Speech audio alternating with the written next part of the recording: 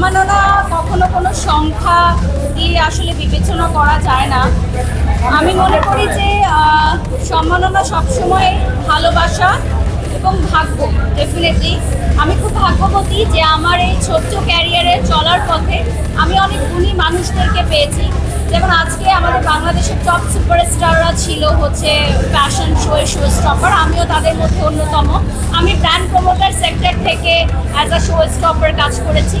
তো ভালো লেগেছে যে প্রত্যেকটা সেক্টরকে এখন সাধুবাদ জানানো হচ্ছে। তো আমার কাছে এটা দারুণ লেগেছে এবং for the first time in Bangladesh এই ধরনের কোনো অ্যাওয়ার্ড ফাংশন আসলে স্টার্ট হলো যে be the most stylish person. এবং আমি আমার স্টাইল নিয়ে খুব সচেতন থাকতে অলওয়েজ, এটা নিশ্চয়ই আপনারা অবগত আছেন।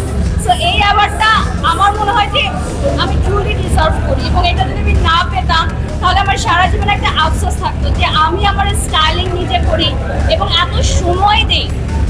তো আমার মনে হয় যে এই অ্যাওয়ার্ডটা আমার অ্যাওয়ার্ডের যেই শেলফ সেটাকে স্বয়ং সম্পূর্ণ করেছে। Thank you so much Piyal ভাই অ্যান্ড সনিক ভাই।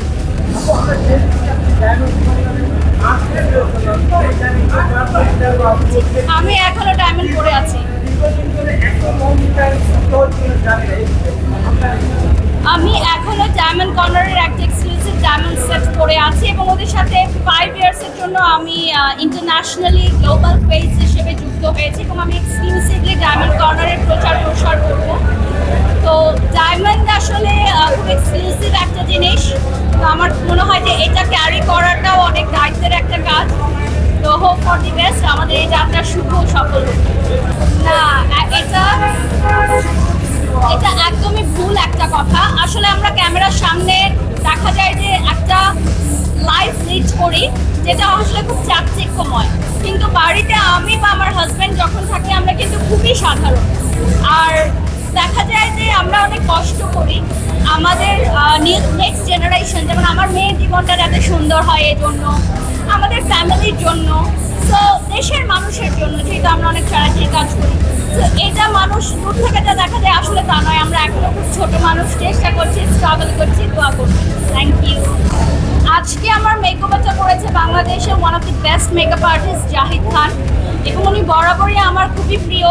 বিকজ জাহিদ ভাইয়া আমার বিয়ের সবগুলো মেকওভার করেছিলেন এবং আমার মেয়ের বার্থডে থেকে শুরু করে আমার বার্থডে সকল স্পেশাল মোমেন্টস। এবং আজকে আরও স্পেশাল কারণ হচ্ছে আমি আফটার আ লং টাইম আজকে র্যাম্পে শো স্টপার হিসেবে হাঁটলাম পিয়াল আউটফিটে। তো এক্সক্লুসিভ শোগুলোই আসলে করা হয়, যেহেতু আমি একটা সময় র্যাম্প মডেল হিসেবে কাজ করেছি। তো ভালোবাসার জায়গাটা থাকেই। তো thank you so much Piyal ভাই for giving me this opportunity and thank you so much diamond corner.